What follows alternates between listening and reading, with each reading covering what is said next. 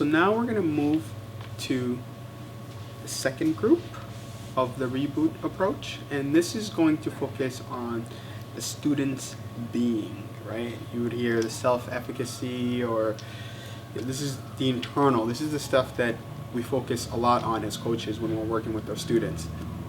With the reboot model, it's a little bit different approach because you're trying to figure out how it ties to the student's progress or the impact of it. So what are the things that are preventing the students from actually getting the work done so they can move forward? So the intention around is a little bit different than just getting to know them or just exploring.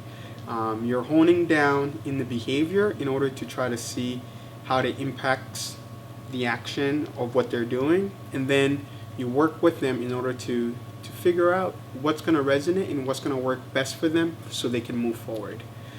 So the first one, the second, because the first one, Danae is going to take care of it. So the second category, the second topic is go deeper with students into what they really want. So in this case, you're digging in deeper to find out, okay, if they're saying this, how is it going to transfer into action? But also, if what they're saying is really what they're saying, or is it something else that they're saying that you can best work with them and coach them? So I know that's kind of a little bit confusing, but I'll break it down. Lauren and I will break it down so it makes more sense. So when we say go deeper into the students in order to find out what they're really saying, some of the question that we have is, what they really want to do. What is it that they really want to do? If a student says, this week I'm going to do this, right? Then you're trying to figure out, okay, how is it relatable to them? But what's the likelihood of them actually doing it? But you're not judging them, right? You're asking them questions to figure out how they're actually going to implement it. And with your coaching skill, as you begin to identify if there's gaps, then you can best support them around what they're saying so they can take ownership of it. I'll pass it to Lauren so she can elaborate a little bit more. So I think Deo did a good job of talking about what students really want and what they're hoping to gain out of that experience.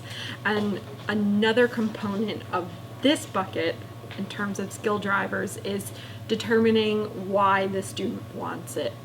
So a great question to ask is, why are you earning this degree? What does it mean to you? And the students' motivations, desires, intentions, and values are going to start to surface, and they might change over time too. So asking a student at the beginning of their program why they want to earn their degree, the answer to that question might be something related to career development, trying to break into a new profession.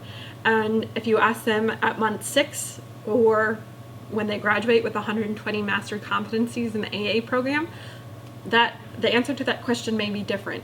It's self-actualization and self-realization on the part of students to understand what those undercurrents are like for them while they go through this program. And a lot of times, and I think Deo, you have some students who fall into this bucket too, it seems that the reason for enrolling in the first place is due to an external factor. For example, my employer is paying for this educational opportunity, but at the end they realize that it's something that they're doing for themselves, their families, their children, to serve as role models, or it might be an opportunity to dive in with a student, what it feels like for them to have put themselves at the top of their own priority list. And for some students, that might be the first time that they've done that in a very long time. And the reason that we've put a lot of intention around this is because we can't just continue to assume if those will drivers or if those influences are still the same at that moment. The fact that you get on the call and you realize I haven't connected with the students for a really long time and I'm trying to figure out how I can best support them, what can I say that will best resonate to them for them to be motivated.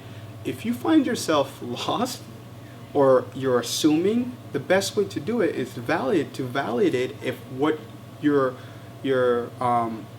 perspective on what's going to move them is actually relevant to them at that moment. If it's not, then you rediscover what is it, the thing that matters to you. What's going to help you in order for you to move forward. because that becomes the foundation of how you work with them on that call or on that week or on that month. It has to be relevant.